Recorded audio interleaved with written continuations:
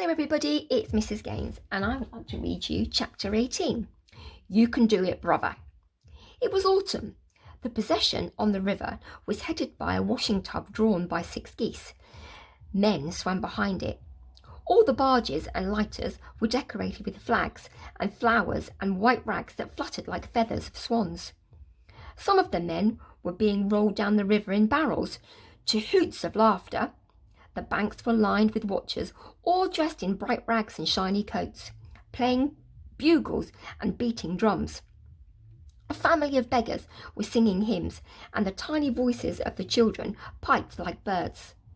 It was a miners' pageant, and the Lily drifted along in the procession, freed from work for the day.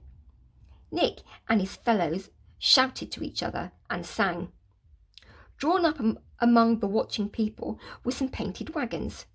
2 clowns stood with mournful faces, holding up a green and crimson banner. "Juggalinis Champion Circus," Nick cried out. "What's a circus?" Jim wanted to ask, but wouldn't.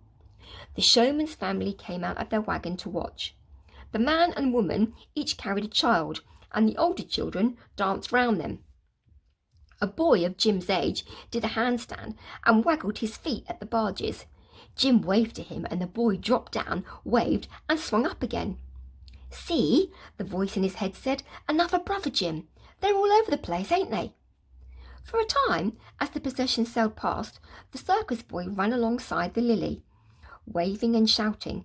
"Come to the circus! Come to the circus!" he shouted, then fell back as the crowd became thicker. Jim cupped his hands round his mouth. "I will! I will!" he shouted back. They were nearing another village. Jim stood up and strained to keep the boy in sight. He could hear the circus band, the roll of drums, the tooting of trumpets and trombones. He imagined he could still hear the boy's voice. The main point of the pageant seemed to be for the coalmen and the lightermen to pull up at every village and visit the local alehouse and get as drunk as they possible on their pageant money. Grimy Nick lurched and stumbled with the rest of them, and his singing became louder and more slurred. He stowed his long oar inside the hold and he laughed down at Jim's excited face. "Want to go pageanting, do you?" "Please, Nick, can I?" Nick whistled his scornful way and stumped off. Jim watched him go, hating him.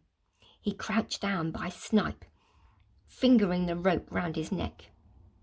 Night was settling down on the water, though it was still warm. Families were gathered on the banks, and the children were being called together by their mothers. They eyed him curiously as they went past and whispered to each other, their hands across their mouths. Jim knew they were laughing at him. "What are you doing here?" the voice in his head asked him.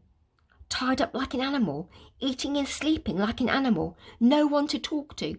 Time you went, time you skipped away, brother, and no mistake." He stood up and Snipe snarled at him. Jim thought about his lucky chance at the workhouse when he decided to escape with the carpets. How he had leapt at it, how well it had worked. If he had managed that time, he'd manage again. His last attempt had been reckless. He jumped without thinking. He would be mad to think of taking the chance like that again.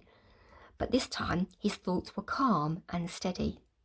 He wasn't going to leap at anything, but he was going to get away. He knew that. By the time night was out, he knew that Grimy Nick would be drunker than he'd ever seen him before. It was Jim's perfect chance. He knew exactly what to do. While he waited, he lowered himself down into the hold and found some big, heavy chunks of coal. He carried them up onto the boards and he hid them. Then he found a small, sharp piece. He ran his hand along the edge of it. Just right. He laid the boards down across the combings until they covered the hold completely, except for the small hatchboard. Then he took a piece of sharp coal and rubbed it against the rope that was round his neck. It seemed to take hours. He thought the rope was never begin to fray, but all at once he felt the strands fluffing up and beginning to weaken. His wrist was aching. If Nick came while he was doing it, he thought he would just put his head down and pretend to be asleep. It was only a matter of time now. The rope had to give. Bursts of sound erupted on the river and from the village. Jim worked on scraping the rope. It had to give. At last he was through. The last slice of the coal cut his neck as the final strand snapped, but he didn't care. He held the frayed end in his hand and edged up to Snipe, careful not to startle him. The dog opened his yellow eyes and growled. "It's all right, Snipe, it's all right." He forced himself to stroke the dog's matted fur. Again, Snipe growled.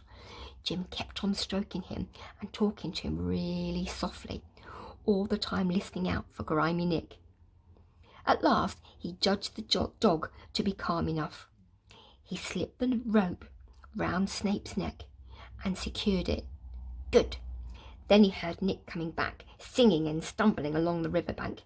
It didn't matter. Jim had a plan for that. When Nick lumbered onto the deck, he raised the lantern and saw his boy and his dog sleeping side by side. The boy with his hand on the dog's neck. He was touched by the peacefulness. He tried to creep past them, lost his footing, and tumbled into the hold. Jim and Snipe both strained their ears listening.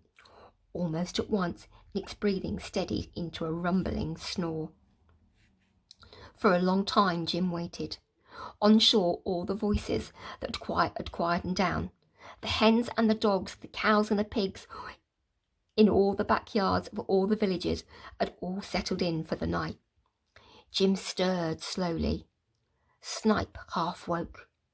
Jim sat for a bit and then sidled his way to the hold. He watched the dog until it sank its head back into its paws. "Come on, you can do it, brother, you can." And he knew he could. Slowly, slowly, he stood up, took hold of the hatch cover and lowered it down. The dog slept on. One by one, and taking what seemed to be an eternity over it, he lifted up the big chunks of coal that he brought up earlier, and without making a sound, he placed them on the hatch. He worked slowly and steadily, and still the dog slept. He straightened himself up. Nothing moved. Not a sound. He crept over to the side of the deck, glanced quickly round at the dog, and with one swift movement rolled himself off the lighter and onto the bank. He righted himself and he began to run. Oh, okay, so that's the end of that chapter. I wonder where he's going to run to. What do you think? What do you think will happen next? Do you think the dog will alert his owner? Let's see more next time. Thank you for listening.